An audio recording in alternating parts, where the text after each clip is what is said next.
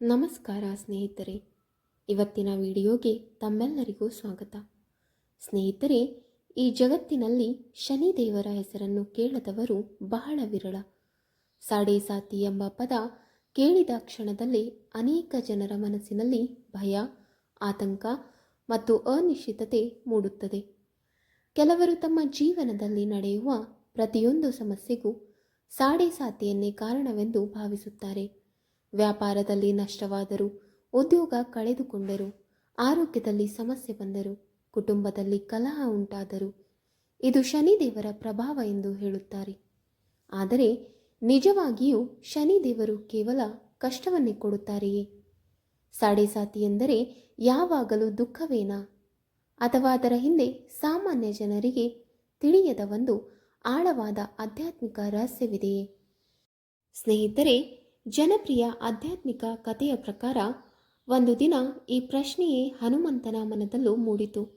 ಶ್ರೀರಾಮನ ಕಾರ್ಯವನ್ನು ಪೂರ್ಣಗೊಳಿಸಿ ಲೋಕ ಕಲ್ಯಾಣಕ್ಕಾಗಿ ಸಂಚರಿಸುತ್ತಿದ್ದ ಹನುಮಂತರು ಅನೇಕ ಜನರ ದುಃಖವನ್ನು ಕಂಡರು. ಕೆಲವರು ಶನಿದೇವರನ್ನು ದೂಷಿಸುತ್ತಿದ್ದರು, ಕೆಲವರು ಭಯದಿಂದ ದೇವಾಲಯಗಳಿಗೆ ಓಡುತ್ತಿದ್ದರು, ಮತ್ತೆ ಕೆಲವರು ತಮ್ಮ ತಪ್ಪುಗಳನ್ನು ಮರೆತು ಗ್ರಹಗಳ ಮೇಲೆ ಹೊಣೆ ಹಾಕುತ್ತಿದ್ದರು. ಇದನ್ನು ಕಂಡ ಹನುಮಂತರು ಯೋಚಿಸಿದರು, ಶನಿದೇವರ ನಿಜವಾದ ಉದ್ದೇಶವೇನು? ಈ ಪ್ರಶ್ನೆಗೆ ಉತ್ತರ ಹುಡುಕಲು ಹನುಮಂತರು ಶನಿದೇವರನ್ನು ಭೇಟಿ ಮಾಡಲು ಹೊರಟರು. ಗಾಢವಾದ ತಪಸ್ಸಿನಲ್ಲಿ ತಲ್ಲೀನರಾಗಿದ್ದ ಶನಿದೇವರ ಮುಂದೆ ಹನುಮಂತರು ಭಕ್ತಿಯಿಂದ ನಮಸ್ಕರಿಸಿ, ಹೇ ಕರ್ಮಫಲದಾತನೇ, ನಿಮ್ಮ ಹೆಸರು ಕೇಳಿದ ಕ್ಷಣ ಜನರು ಏಕೆ ಭಯಪಡುತ್ತಾರೆ? ನೀವು ನಿಜವಾಗಿಯೂ ಕೇವಲ ದುಃಖವನ್ನೇ ಕೊಡುತ್ತೀರಾ, ಅಥವಾ ಮನುಷ್ಯರು ನಿಮ್ಮನ್ನು ಸರಿಯಾಗಿ ಅರ್ಥ ಮಾಡಿಕೊಂಡಿಲ್ಲವೇ ಎಂದು ಕೇಳಿದರು. ಶನಿದೇವರು ತಮ್ಮ ಕಣ್ಣುಗಳನ್ನು ನಿಧಾನವಾಗಿ ತೆರೆದು ಮೃದುವಾಗಿ ನಗುತ್ತಾ ಹೇಳಿದರು, ಪವನಪುತ್ರ, ಲೋಕದಲ್ಲಿ ನನ್ನ ಬಗ್ಗೆ ಅತಿ ದೊಡ್ಡ ತಪ್ಪು ಕಲ್ಪನೆ ಇದೆ. ನಾನು ಯಾರಿಗೂ ಶತ್ರುವಲ್ಲ. ನಾನು ಯಾರ ಜೀವನವನ್ನು ನಾಶ ಮಾಡಲು ಬರುವುದಿಲ್ಲ. ನಾನು ಕೇವಲ ಮನುಷ್ಯನ ಕರ್ಮಕ್ಕೆ ತಕ್ಕ ಫಲವನ್ನು ನೀಡುತ್ತೇನೆ. ಸಾಡೆ ಸಾತಿ ಎಂದರೆ ಶಿಕ್ಷೆಯಲ್ಲ, ಅದು ಮನುಷ್ಯನ ಒಳಗಿನ ಶಕ್ತಿ, ಪ್ರಾಮಾಣಿಕತೆ ಮತ್ತು ಧೈರ್ಯವನ್ನು ಪರೀಕ್ಷಿಸುವ ಕಾಲ. ಹನುಮಂತರು ಮತ್ತೆ ಕೇಳಿದರು, ಹಾಗಾದರೆ ಕೆಲವರು ಸಾಡೆ ಸಾತಿಯಲ್ಲಿ ಅಪಾರ ಯಶಸ್ಸನ್ನು ಪಡೆಯುತ್ತಾರೆ, ಇನ್ನು ಕೆಲವರು ಯಾಕೆ ಸಂಪೂರ್ಣವಾಗಿ ಕುಗ್ಗಿ ಹೋಗುತ್ತಾರೆ? ಶನಿದೇವರು ಉತ್ತರಿಸಿದರು, ಅದರ ಕಾರಣ ಅವರ ಕರ್ಮ ಮತ್ತು ಅವರ ಗುಣಗಳು. ಎಲ್ಲರಿಗೂ ಒಂದೇ ರೀತಿಯ ಫಲ ಸಿಗುವುದಿಲ್ಲ. 5 ವಿಶೇಷ ಗುಣಗಳನ್ನು ಹೊಂದಿರುವವರಿಗೆ ಸಾಡೆ ಸಾತಿಯು ಆಶೀರ್ವಾದವಾಗುತ್ತದೆ.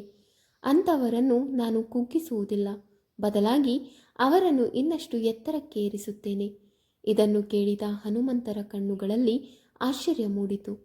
ಆ 5 ಗುಣಗಳು ಯಾವುವು ಎಂದು ಅವರು ವಿನಯದಿಂದ ಕೇಳಿದರು. ಶನಿದೇವರು ಹೇಳಿದರು, ಅವಸರ ಪಡಬೇಡ ಹನುಮಂತನೇ, ಈ ಗುಣಗಳನ್ನು ಅರ್ಥ ಮಾಡಿಕೊಳ್ಳಲು ಮೊದಲು ಒಂದು ಸತ್ಯವನ್ನು ತಿಳಿಯಬೇಕು. ಜೀವನದಲ್ಲಿ ಸಂಭವಿಸುವ ಪ್ರತಿಯೊಂದು ಕಷ್ಟವೂ ಶಾಪವಲ್ಲ. ಕೆಲವೊಮ್ಮೆ ದೇವರು ನಮ್ಮನ್ನು ಇನ್ನೂ ದೊಡ್ಡ ಜವಾಬ್ದಾರಿಗಳಿಗೆ ಸಿದ್ಧಗೊಳಿಸಲು ಪರೀಕ್ಷಿಸುತ್ತಾನೆ. ಚಿನ್ನ ಬೆಂಕಿಯಲ್ಲಿ ಕರಗಿದಾಗ ಮಾತ್ರ ಶುದ್ಧವಾಗುತ್ತದೆ. ಅದೇ ರೀತಿ ಮನುಷ್ಯನು ಸಂಕಷ್ಟದಲ್ಲಿ ಬೆಳೆದಾಗ ಮಾತ್ರ ನಿಜವಾದ ಶಕ್ತಿಯನ್ನು ಪಡೆಯುತ್ತಾನೆ. ಅವರು ಮುಂದುವರಿಸಿದರು, ಬಹಳ ಜನರು ನನಗೆ ಎಳ್ಳೆಣ್ಣೆ ಅರ್ಪಿಸುತ್ತಾರೆ, ಪೂಜೆ ಮಾಡುತ್ತಾರೆ, ವ್ರತ ಆಚರಿಸುತ್ತಾರೆ. ಅವೆಲ್ಲವೂ ಒಳ್ಳೆಯದೇ. ಆದರೆ ಯಾರ ಹೃದಯದಲ್ಲಿ ಪ್ರಾಮಾಣಿಕತೆ ಇಲ್ಲವೋ, ಯಾರ ಕರ್ಮದಲ್ಲಿ ಸತ್ಯವಿಲ್ಲವೋ, ಅವರ ಜೀವನವನ್ನು ಕೇವಲ ಆಚರಣೆಗಳು ಬದಲಾಯಿಸಲು ಸಾಧ್ಯವಿಲ್ಲ. ನನ್ನ ದೃಷ್ಟಿಯಲ್ಲಿ ಪೂಜೆಗಿಂತ ಕರ್ಮ ದೊಡ್ಡದು. ಹನುಮಂತರು ಆ ಮಾತುಗಳನ್ನು ಕೇಳಿ ಸಂತೋಷಪಟ್ಟರು. ಹಾಗಾದರೆ ಜನರು ನಿಮ್ಮನ್ನು ಭಯಪಡುವುದಕ್ಕಿಂತ ತಮ್ಮ ಜೀವನವನ್ನು ಸರಿಪಡಿಸಿಕೊಳ್ಳಬೇಕು ಅಲ್ಲವೇ ಎಂದು ಕೇಳಿದರು. ಆಗ ಶನಿದೇವರು ತಲೆಯಾಡಿಸಿ ಹೇಳಿದರು, ಹೌದು, ಮನುಷ್ಯನು ತನ್ನ ಕರ್ಮವನ್ನು ಬದಲಿಸಿದರೆ ಅವನ ಭವಿಷ್ಯವು ಬದಲಾಗುತ್ತದೆ. ಅದಕ್ಕಾಗಿಯೇ ನಾನು ಇಂದು ನಿನಗೆ ಆ 5 ಜನರ ರಹಸ್ಯವನ್ನು ಹೇಳಲಿದ್ದೇನೆ. ಈ 5 ಗುಣಗಳಲ್ಲಿ ಒಂದಾದರೂ ಯಾರಲ್ಲಿ ಇದ್ದರೆ ಅವರ ಜೀವನದಲ್ಲಿ ಸಾಡೆ ಸಾತಿ ಕೇವಲ ಪರೀಕ್ಷೆಯಾಗಿ ಉಳಿಯದೆ ದೊಡ್ಡ ಪರಿವರ್ತನೆಯ ಆರಂಭವಾಗುತ್ತದೆ. ಹನುಮಂತರು ಅತ್ಯಂತ ಗಮನದಿಂದ ಕೇಳಲು ಸಿದ್ಧರಾದರು. ದೇವಾಲೋಕದಲ್ಲಿಯೂ ಈ ಸಂಭಾಷಣೆಯನ್ನು ಕೇಳಲು ದೇವತೆಗಳು ಮೌನವಾಗಿ ನಿಂತರು ಎನ್ನಲಾಗುತ್ತದೆ. ಏಕೆಂದರೆ ಶನಿದೇವರು ಹೇಳಲಿದ್ದ ವಿಷಯವು ಕೇವಲ ಗ್ರಹಗಳ ರಹಸ್ಯವಲ್ಲ, ಮಾನವ ಜೀವನವನ್ನು ಬದಲಾಯಿಸಬಲ್ಲ ಶಾಶ್ವತ ಸತ್ಯವಾಗಿತ್ತು. ಹನುಮಂತರು ಭಕ್ತಿಯಿಂದ ಶನಿದೇವರ ಮುಂದೆ ಕುಳಿತರು. ಅವರ ಮನಸ್ಸಿನಲ್ಲಿ ಒಂದೇ ಪ್ರಶ್ನೆ ಇತ್ತು. ಆ 5 ಜನರು ಯಾರು? ಅವರಲ್ಲಿ ಯಾವ ವಿಶೇಷತೆ ಇದೆ? ಶನಿದೇವರು ಕ್ಷಣಕಾಲ ಕಣ್ಣು ಮುಚ್ಚಿ ನಂತರ ನಿಧಾನವಾಗಿ ಮಾತನಾಡಲು ಆರಂಭಿಸಿದರು. ಹನುಮಂತನೇ, ಈ ಲೋಕದಲ್ಲಿ ಅನೇಕರು ನನ್ನನ್ನು ದೂಷಿಸುತ್ತಾರೆ. ತಮ್ಮ ತಪ್ಪುಗಳನ್ನು ಒಪ್ಪಿಕೊಳ್ಳುವುದಕ್ಕಿಂತ ಗ್ರಹಗಳನ್ನು ದೂಷಿಸುವುದು ಅವರಿಗೆ ಸುಲಭವಾಗುತ್ತದೆ. ಆದರೆ ಈ ಒಂದು ವಿಷಯ ನೆನಪಿಡು, ನಾನು ಎಂದಿಗೂ ನಿರಪರಾಧಿಯನ್ನು ಶಿಕ್ಷಿಸುವುದಿಲ್ಲ. ನಾನು ಕೇವಲ ಕರ್ಮದ ಕನ್ನಡಿಯಂತೆ ಕೆಲಸ ಮಾಡುತ್ತೇನೆ. ಮನುಷ್ಯನು ಏನು ಬಿತ್ತುತ್ತಾನೋ ಅದನ್ನೇ ಕೊಯ್ಯುತ್ತಾನೆ. ಹನುಮಂತರು ತಲೆ ಹಾಕುತ್ತಾ ಗಮನದಿಂದ ಕೇಳುತ್ತಿದ್ದರು. ಆಗ ಶನಿದೇವರು ಮೊದಲ ರಹಸ್ಯವನ್ನು ಬಹಿರಂಗಪಡಿಸಿದರು. ಮೊದಲ ವ್ಯಕ್ತಿ ಕಷ್ಟ ಬಂದರೂ ತನ್ನ ಪ್ರಾಮಾಣಿಕತೆಯನ್ನು ಬಿಡದವನು. ಹನುಮಂತರು ಆಶ್ಚರ್ಯದಿಂದ ಕೇಳಿದರು, ಪ್ರಾಮಾಣಿಕತೆಯೇ ಅವನನ್ನು ರಕ್ಷಿಸುತ್ತದೆಯೇ? ಶನಿದೇವರು ಉತ್ತರಿಸಿದರು, ಹೌದು. ಅನೇಕ ಜನರು ಸಂಕಷ್ಟ ಬಂದಾಗ ಸುಳ್ಳು ಹೇಳುತ್ತಾರೆ, ಮೋಸ ಮಾಡುತ್ತಾರೆ, ಅನ್ಯಾಯದ ದಾರಿಯನ್ನು ಹಿಡಿಯುತ್ತಾರೆ. ಆದರೆ ಕೆಲವು ಜನರು ಮಾತ್ರ ಎಷ್ಟೇ ಕಷ್ಟ ಬಂದರೂ ಸತ್ಯವನ್ನು ಬಿಡುವುದಿಲ್ಲ. ಅಂಥವರ ಮನಸ್ಸು ಶುದ್ಧವಾಗಿರುತ್ತದೆ. ಅವರಿಗೆ ನಾನು ಕೊಡುವ ಪರೀಕ್ಷೆ ಅವರನ್ನು ಕೆಡವಲು ಅಲ್ಲ, ಅವರನ್ನು ಇನ್ನಷ್ಟು ಎತ್ತರಕ್ಕೆ ಏರಿಸಲು. ಅವರು ಒಂದು ಉದಾಹರಣೆ ನೀಡಿದರು. ಒಬ್ಬ ರೈತನಿದ್ದ.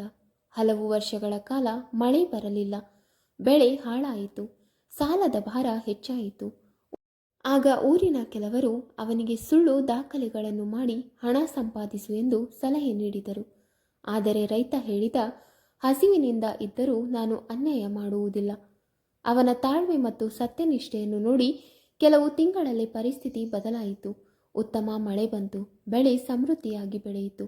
ಅವನ ಸಾಲ ತೀರಿತು. ಜನರು ಅದನ್ನು ಅದೃಷ್ಟ ಎಂದರು. ಆದರೆ ಅದು ಅವನ ಕರ್ಮದ ಫಲ. ಹನುಮಂತರು ಸಂತೋಷದಿಂದ ಹೇಳಿದರು, ಹಾಗಾದರೆ ಸತ್ಯದ ದಾರಿ ಎಂದಿಗೂ ವ್ಯರ್ಥವಾಗುವುದಿಲ್ಲ.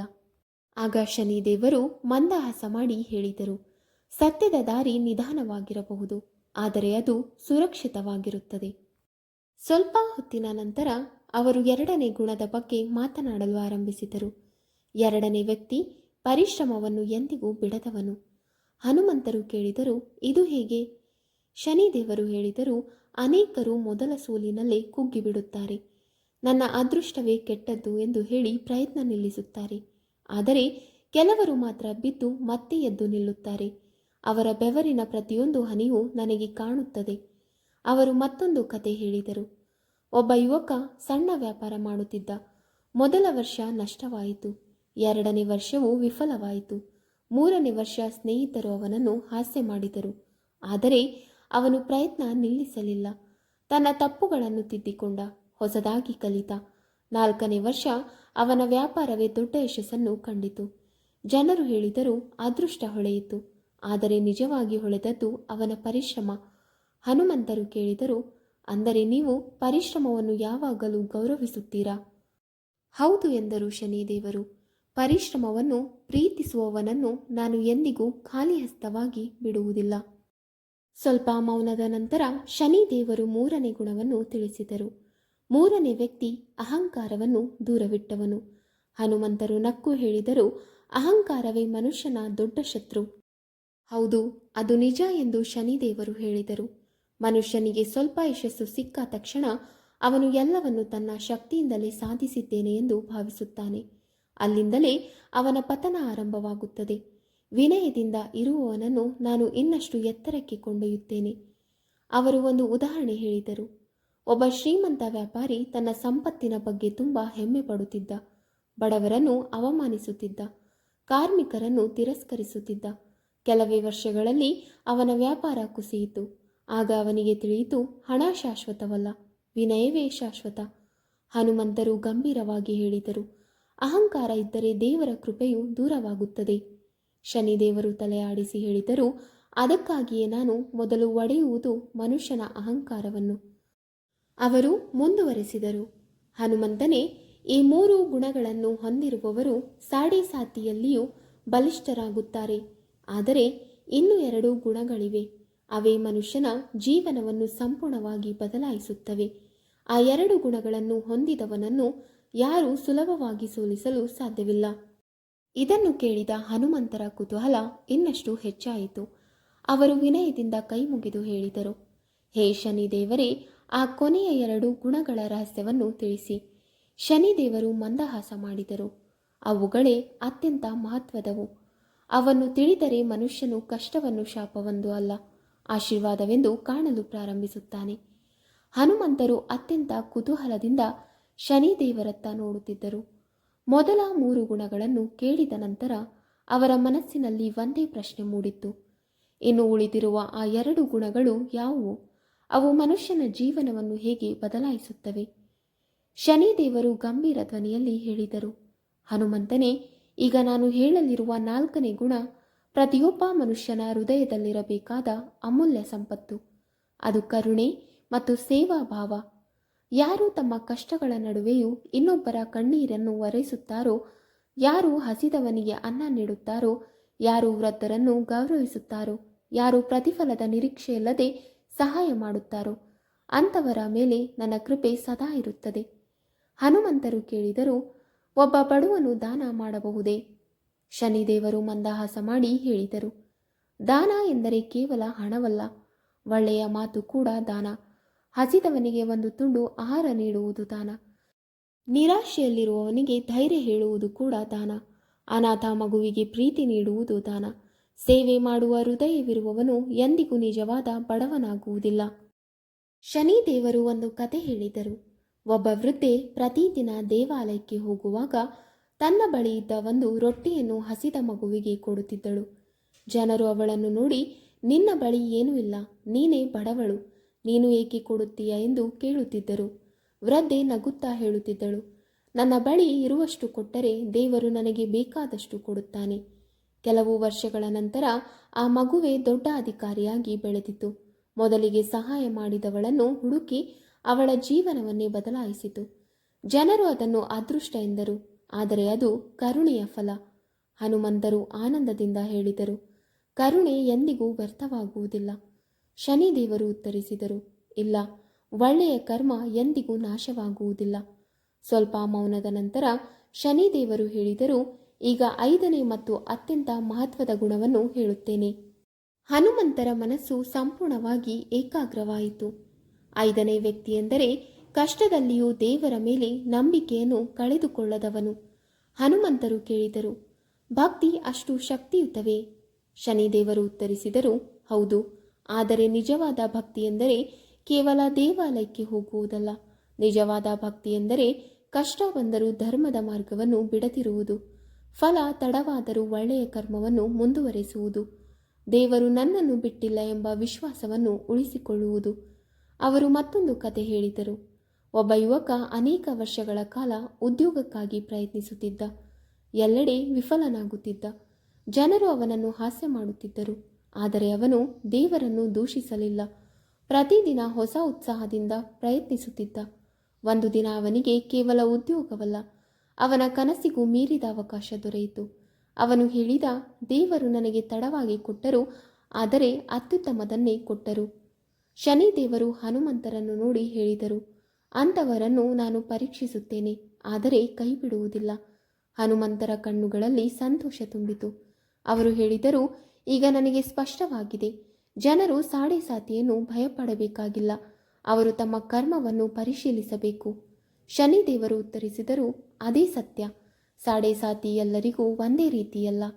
ಅದು ಕೆಲವರಿಗೆ ಎಚ್ಚರಿಕೆ, ಕೆಲವರಿಗೆ ಪಾಠ, ಕೆಲವರಿಗೆ ಹೊಸ ಆರಂಭ, ಕೆಲವರಿಗೆ ರಾಜಯೋಗ. ವ್ಯತ್ಯಾಸ ಮಾಡುವುದು ಗ್ರಹವಲ್ಲ, ಮನುಷ್ಯನ ಕರ್ಮ. ಶನಿದೇವರು ಮುಂದುವರೆಸಿ ಹೇಳಿದರು, ಒಬ್ಬನು ಪ್ರಾಮಾಣಿಕನಾಗಿದ್ದರೆ, ಪರಿಶ್ರಮಿಯಾಗಿದ್ದರೆ, ವಿನಯಶೀಲನಾಗಿದ್ದರೆ, ಕರುಣೆಯುಳ್ಳವನಾಗಿದ್ದರೆ, ದೇವರ ಮೇಲೆ ಅಚಲ ನಂಬಿಕೆ ಇಟ್ಟಿದ್ದರೆ ಅವನಿಗೆ ಸಾಡೆ ಸಾತಿಯು ಜೀವನದ ಮಹತ್ತರ ಅವಕಾಶವಾಗಬಹುದು. ಹನುಮಂತರು ಭಕ್ತಿಯಿಂದ ಕೈ ಮುಗಿದು ಹೇಳಿದರು, ಹೇ ಕರ್ಮಫಲದಾತನೇ, ಇಂದು ನೀವು ಹೇಳಿದ ಈ ಸತ್ಯವನ್ನು ನಾನು ಲೋಕಕ್ಕೆ ತಿಳಿಸುತ್ತೇನೆ. ಜನರು ನಿಮ್ಮನ್ನು ಭಯಪಡುವ ಬದಲು ತಮ್ಮ ಜೀವನವನ್ನು ಸತ್ಯ ಮತ್ತು ಕರ್ಮದ ಮಾರ್ಗದಲ್ಲಿ ನಡೆಸಲಿ. ಶನಿದೇವರು ಆಶೀರ್ವದಿಸಿ ಹೇಳಿದರು, ಇದೇ ನನ್ನ ಸಂದೇಶ. ನಾನು ಯಾರಿಗೂ ಅನ್ಯಾಯ ಮಾಡುವುದಿಲ್ಲ. ಮನುಷ್ಯನ ಕರ್ಮವೇ ಅವನ ಭವಿಷ್ಯವನ್ನು ನಿರ್ಮಿಸುತ್ತದೆ. ಆ ದಿನದಿಂದ ಹನುಮಂತರು ಎಲ್ಲರಿಗೂ ಒಂದು ಸಂದೇಶವನ್ನು ನೀಡಿದರು ಎಂದು ಈ ಪ್ರೇರಣಾದಾಯಕ ಕತೆ ಹೇಳುತ್ತದೆ.